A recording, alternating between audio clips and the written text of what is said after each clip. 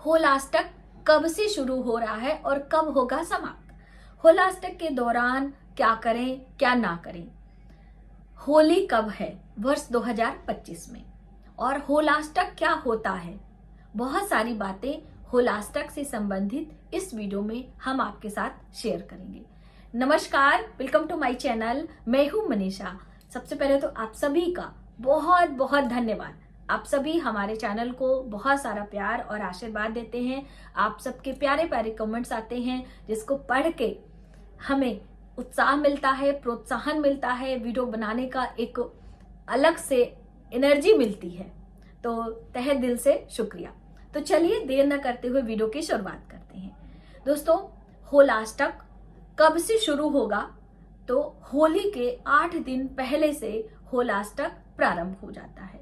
जैसे कि वर्ष 2025 में 13 मार्च को फाल्गुन पूर्णिमा पर होलिका दहन होगा और 14 मार्च यानी अगले दिन, होलिका दहन के अगले दिन रंगों वाली होली खेली जाती है। तो होलाष्टक का प्रारंभ होली से 8 दिन पहले ही प्रारंभ हो जाता है, यानी 7 मार्च से होलाष्टक का प्रारंभ हो जाएगा, होलाष्टक की शुरुआत हो जाएगी। और होलाष्टक के दौरान जो ये 8 दिनों की अवधि है, इनमें हमें कोई भी शुभ मांगलिक कार्य नहीं करने चाहिए, हमारे लिए अच्छे नहीं होते हैं। इन दिनों को हम ज्योतिषीय भाषा में बोले तो अशुभ दिन माना जाता है, जले कटे दिन माने जाते हैं। कहने का अर्थ है कि इनका जो ऑरा होता है, इनका जो ऊर्जा होती है, वो हमारे आने वाले जीवन के लिए शुभ नहीं होती है। इसलिए इन दिनों में कोई शुभ मांगलिक कार्य नहीं कर सकते हैं। देखिए, जीवन और मृत्यु कोई नहीं जानता है, तो जीवन यानी आपके घर किसी का जन्म हुआ है, उससे संबंधित कार्य, आपके घर में किसी की मृत्यु हुई है, उससे संबंधित कार्य में कोई मनाही नहीं है, आप उसे कर सकते हो।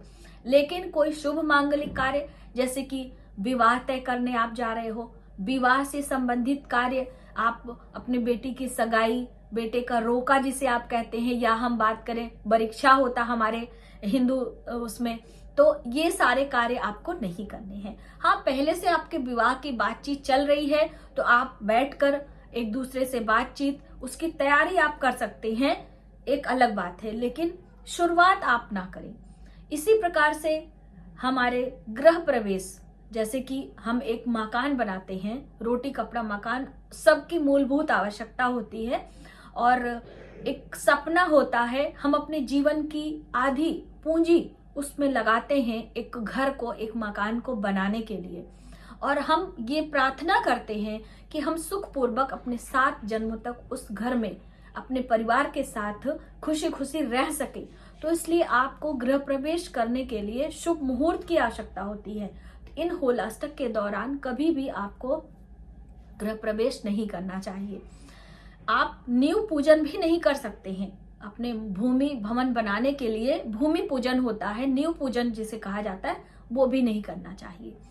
आप अपने घर को पहले से बनवा रहे हैं, आप शुरुआत कर चुके हैं, तो आप कंटिन्यू रख सकते हैं, ऐसा नहीं कि आप उसमें रोक देंगे।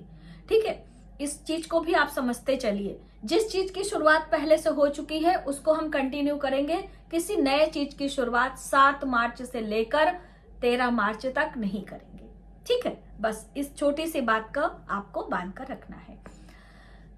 विवाह से संबंधित कोई भी, जैसे हमारे हिंदू सनातन धर्म में 16 संस्कार होते हैं, तो विवाह संस्कार, उपनयन जिसे जनेऊ कहते हैं, या फिर मुंडन संस्कार हुआ, ये सब नहीं कर सकते हैं। अच्छा, अभी क्या कर सकते हैं वो थोड़ा डिटेल में हम जान लेते हैं, क्योंकि बहुत सारी बहनें परेशान हो जाती हैं कि दीदी हम कोई, मेरा नया घर का सामान खत्म हो गया है, ये खरीदें कि ना खरीदें, सुहाग से संबंधित कोई चीज खरीदें अथवा ना खरीदें, क्या करें। इस तरह की बातों को लेकर बहुत सारा कंफ्यूजन हो जाता है। तो देखिए, जैसे विवाह में देने के लिए हम अपनी बहू के चढ़ाव में चढ़ाने के लिए, या अपनी बेटी को विवाह में देने के लिए सुहाग की सामग्री है, या कपड़े, चांदी, सोना कुछ भी खरीद रहे हैं, तो आप पहले से, इसीलिए वीडियो में आपके लिए पहले लेकर आ रही हूँ, तो आप पहले से ऑर्डर दे दीजिए, पहले से शुरुआत कर लीजिए, और आप फिर कंटिन्यू कर सकते हैं। और होलाष्टक के दौरान ना करें। आप पैसों को जोड़कर रखें, धन वृद्धि के लिए पैसा कमाने का आप अवसर प्रदान करें, वो एक अलग बात है, ठीक है। और यदि आप पहले से कर रहे हैं तो उसे कंटिन्यू करेंगे, उसमें कोई दिक्कत नहीं है। आप अपने लिए खरीद रहे हैं, जैसे कि आप चूड़ियां लेना चाहते हैं या कहीं विवाह है आपके यहाँ, तो आप ले सकते हैं, इसमें कोई ज्यादा आपको परेशान होने की जरूरत नहीं है। अगर आप बचा सकते हैं तो बचा भी दीजिए। इसीलिए शिवरात्रि, उससे पहले आती है शिवरात्रि, तो शिवरात्रि पर आप सभी चीजें लेकर चढ़ाकर आप रख भी सकते हैं, ऐसा भी कर सकते हैं, ठीक है। 7 दिनों की अवधि है, 8 दिनों की, कोई बहुत ज्यादा दिन नहीं है। अब देखिए, जन्म से संबंधित होता है छठी, यानी कि जन्म के 6वें दिन मनाई जाती है बच्चों की छठी, तो आप उसे कर सकते हैं क्योंकि वो एक नियति तय समय पर होती है, जन्म के 6वें दिन होती है। ऐसा नहीं कि आप जन्म के 12वें दिन करेंगे, 8वें दिन करेंगे। जन्म के 12वें दिन होता है बरही, जिसे निकासन भी कहते हैं। बहुत सारे लोगों के यहाँ नामकरण होता है, सत्यनारायण भगवान की कथा सुनी जाती है, वो भी आप कर सकते हैं, ठीक है। उसमें कोई परेशानी नहीं है कि अभी होलाष्टक चल रहा है और हम कैसे करेंगे, क्योंकि वो एक टाइमिंग होती है उसकी फिक्स। बच्चों का अन्नप्राशन, बहुत सारे बच्चों का अन्नप्राशन करने का समय आ गया है। अन्नप्राशन लड़का और लड़की का कब कैसे करना है, ये भी हमारे चैनल पर वीडियो है, तो आप उसे देख सकते हैं।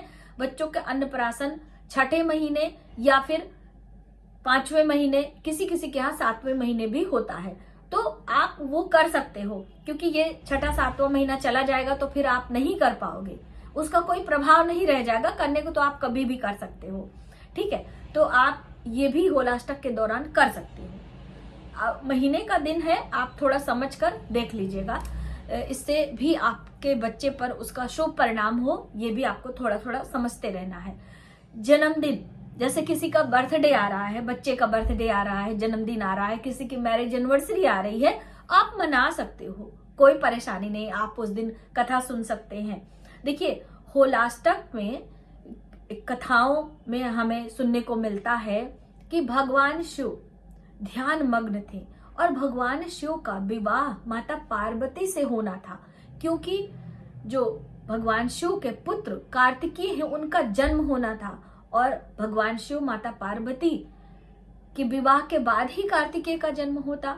और देवताओं के सेनापति कार्तिकेय हैं और युद्ध के दौरान सेनापति की आवश्यकता होती है, इसलिए कामदेव को ये भगवान शिव को ध्यान से यानी समाधि से हटाने की बात कही गई थी, और उन्होंने जब बाण छोड़ा तो उस बाण से भगवान शिव के तीसरे नेत्र खुल गए थे, इस वजह से कामदेव भस्म हो गए थे। तो इन दिनों में होलाष्टक के दौरान इसीलिए कोई शुभ मांगलिक कार्य नहीं किया जाता है। और दूसरा, आपको होलिका, जो कि प्रहलाद की बुआ थी, उनका दहन भी होता है। हर साल हम होलिका दहन करते हैं, और बसंत पंचमी से ही स्तंभ लग जाता है। कहीं कहीं होलाष्टक का प्रारंभ इस होलाष्टक के यानी कि पहले दिन से किया जाता है, तो तैयारी होने लगती है। तो इसी वजह से इन दिनों में कोई शुभ मांगलिक कार्य नहीं किया जाता है, क्योंकि इन दिनों का औरा जो होता है वो हमारे लिए शुभ नहीं माना जाता है। इसकी कथा भी मैंने मेरे चैनल पर सुनाई है, तो वो भी आप सुन सकते हैं। तो आप इन सब कार्यों को ना करें। कहीं किसी मंदिर में दर्शन करने जा रहे हैं, किसी नदी में स्नान करने जा रहे हैं, तो आप जा सकते हैं, कोई परेशानी नहीं है। साथ ही साथ दोस्तों, आपके घर कोई भिखारी आता है, जैसे बहुत सारे लोग कहते हैं कि इन दिनों हमें किसी को दान भी नहीं करना चाहिए। नहीं, भूखे को भोजन कराना, ब्राह्मणों को दान देना, ये कभी मना नहीं होता, सिर्फ सूतक काल में।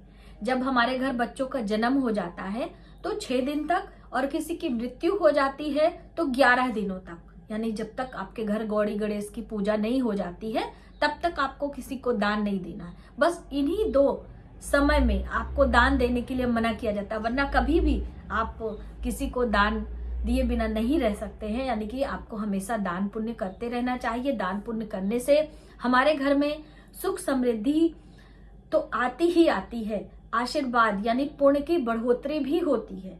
किसी भी चीज का दान हो, ऐसा नहीं कि हमेशा धन का दान ही देना चाहिए। आप किसी को समय का दान दें, किसी वृद्ध के पास, किसी बीमार के पास आप थोड़ी देर समय देते हैं, उसके पास उसकी बातों को सुनते हैं, तो ये भी एक पुण्य का कार्य है।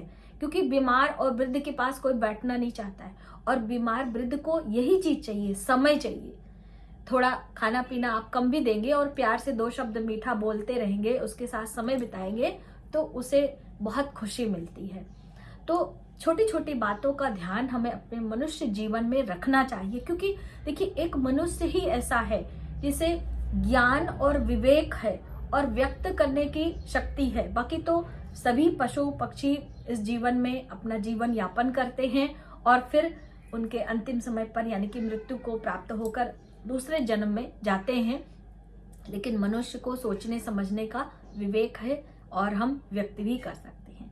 तो मुझे उम्मीद है कि आपको होलाष्टक क्या है और होलाष्टक के दौरान क्या करें क्या ना करें और कब से प्रारंभ है, ये सभी जानकारी प्राप्त हो गई। आज की वीडियो में बस इतना ही। यदि हमारी जानकारी आपको थोड़ी सी भी हेल्पफुल लगे तो प्लीज वीडियो को ज्यादा से ज्यादा लोगों में शेयर करें। आने वाले वीडियो के लिए सब्सक्राइब करें। मिलते हैं एक नई जानकारी के साथ नए वीडियो में। तब तक आप अपना अपने परिवार का ख्याल रखें। जय माता।